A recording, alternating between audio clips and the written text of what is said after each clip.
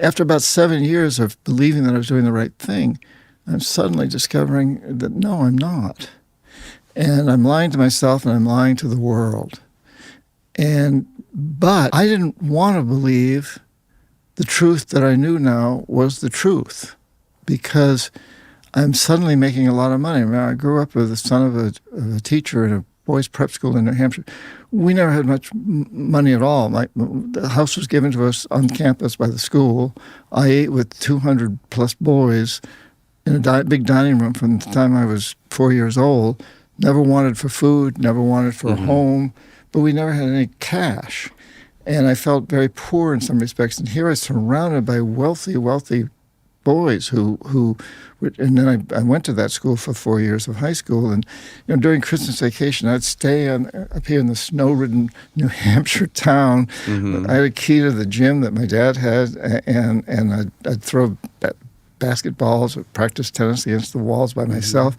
My friends would be off, they'd come back talking about the orgies that they had in Paris or Buenos Aires or whatever. I had this complex. And now suddenly I'm flying first class around the world. I'm wining and dining with presidents, and I've got a lot of women available.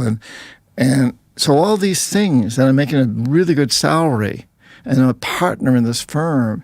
So I don't want to believe what I'm now coming to know is the truth. Right. I'm in denial, and I think there's a lot of people in this business that are there today. How many guys were there like you? I don't know.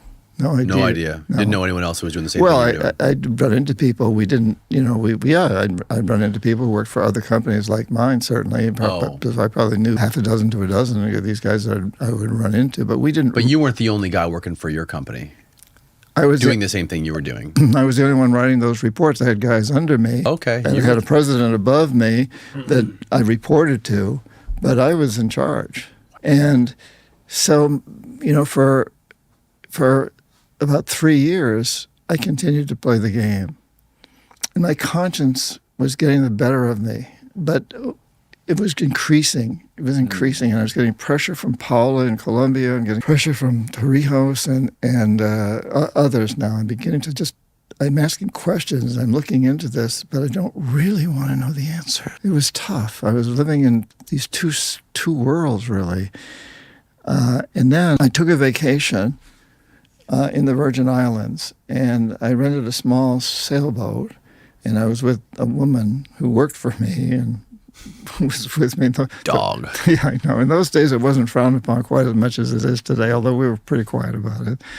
But and we anchored the boat in Maho Bay, Francis Cove, on St. John Island, the Virgin Islands, and I rowed the dinghy ashore and took a six-pack of beer with me, and I climbed up this hill to the Annenberg plantation. It's an old sugar plantation that was in ruins on this hill. And, I'm sitting there looking, and it's idyllic. There's bougainvillea, there's beautiful flowers, there's this old plantation, and I'm sitting there, the sun's setting over the Caribbean, and I'm drinking a few beers, and I'm thinking, God, this is the life, this is so beautiful.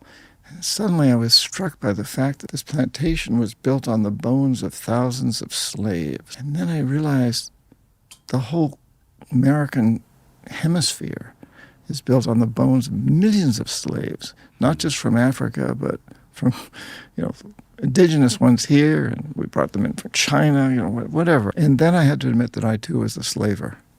I wasn't dragging people out of the forest and putting them in chains, but I was enslaving them with debt. I was the modern form of a slaver. And I got really pissed off at myself. I remember this well. I've written about it. I picked up this big stick that I found there, and I'm slamming it against a tree, and I'm just really, really angry at me and the system and everything. And at that moment, I made the decision I wouldn't ever continue with it. And so a couple of days later, I go back to Boston. I go up to the president, my boss, and of course, he told me I couldn't, and I took another sort of little job being a consultant to him for a while.